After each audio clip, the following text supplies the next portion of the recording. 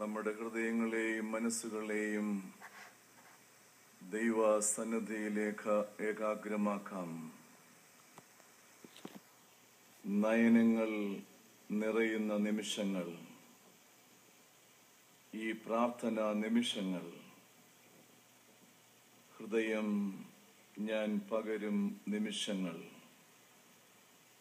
ഈ പാവന നിമിഷങ്ങൾ,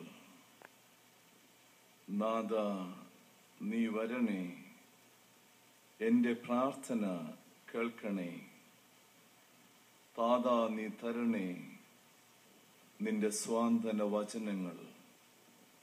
ഹൃദയം തകരുമ്പോൾ വേറെ എങ്ങു പോകും ഞാൻ? നമുക്ക് വ്യത്യസ്തങ്ങളായ വിഷയങ്ങളെ ഓർത്ത ദൈവ സന്നിധിയിൽ പ്രാർത്ഥിക്കുന്ന നിമിഷങ്ങളാണ്.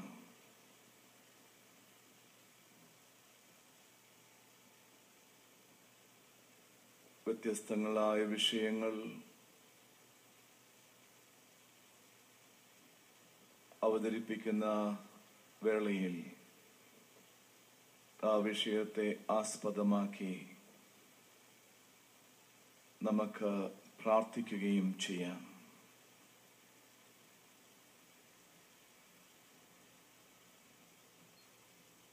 സ്തോത്ര പ്രാർത്ഥനയ്ക്കായി നമുക്ക് ഒരുങ്ങാം.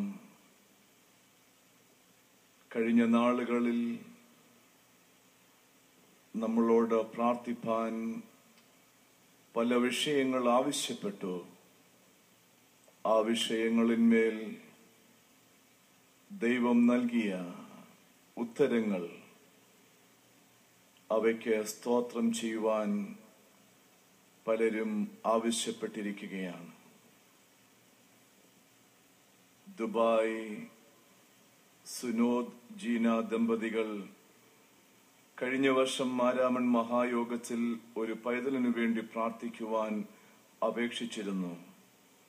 ദൈവം പ്രാർത്ഥന കേട്ട് 2012 ഡിസംബർ 5 പൈതലിനെ ദൈവം നൽകി അനുഗ്രഹിച്ചു. ബഹ്റിനിൽ സനോജ് ജോലി ലഭിച്ചതിന് ദൈവനാമത്തെ സ്തുതിക്കുന്നു. ഡല്ലാസിൽ ജേക്കബ് വർഗീസ് ഷീബ ദമ്പതികൾക്ക് 7 വർഷങ്ങൾക്ക് ശേഷം ദൈവം ഒരു പൈതലിനെ നൽകിയിരിക്കുന്നു. മുളക്കഴ ശ്രീ പി വി വർഗീസ് 2 വർഷമായി അനുഭവിക്കുന്ന തൈറോയ്ഡ് രോഗത്തിൽ നിന്നും വിടുതൽ ലഭിച്ചിരിക്കുന്നു. സുനന്ദ് മത്തായി ക്യാൻസർ രോഗത്തിൽ നിന്നും സൗഖ്യം നേടിക്കൊണ്ടിരിക്കുന്നു. അങ്ങാടിക്കൽ പുച്ചൻപുരയിൽ ഷൈനി ഡേവിഡിന് 7 വർഷങ്ങൾക്ക് ശേഷം മഹായോഗത്തിന്റെ പ്രാർത്ഥനയുടെ ഫലമായി ദൈവം പൈതലിനെ നൽകി അനുഗ്രഹിച്ചിരിക്കുന്നു. അയൂർ കാവുങ്കൽ ലിബിൻ കെ ഫിലിപ്പ് 22 വയസ്സ്. കഴിഞ്ഞ വർഷം ഇതേ സമയത്ത് ക്യാൻസർ രോഗത്താൽ കീമോ ചെയ്ത് RCCയിൽ കഴിയുകയായിരുന്നു. മഹായോഗത്തിന്റെ പ്രാർത്ഥന ആവശ്യപ്പെട്ടിരുന്നു. ദൈവം സൗഖ്യം നൽകി. ദൈവനാമത്തെ നന്ദിയോടെ നമുക്ക് സ്തുതിക്കാം. അതോടൊപ്പം തന്നെ ഇപ്പോൾ പ്രത്യേക ആവശ്യങ്ങൾ, ഒരു ജോലി ലഭിക്കുന്നതിനായി അഞ്ചുമോൾ, അതോടൊപ്പം തന്നെ തന്റെ വിവാഹം നടക്കുന്നതിനുമായി ദൈവകൃപയിൽ യാചിക്കുന്നു. നമുക്ക് ഈ പേർ പറയപ്പെട്ട എല്ലാവരെയും ഓർത്ത് സ്തോത്രം ചെയ്യാം. ദൈവമേ, നീ കൊടുത്ത വിടുതലിനായി,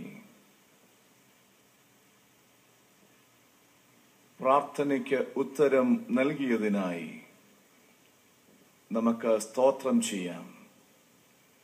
ദൈവകരങ്ങളിൽ തുടർന്നും സുരക്ഷിതമായിരിക്കാൻ നിന്റെ മക്കളെ സഹായിക്കണമേ എന്ന് നമുക്ക് പ്രാർത്ഥിക്കാം.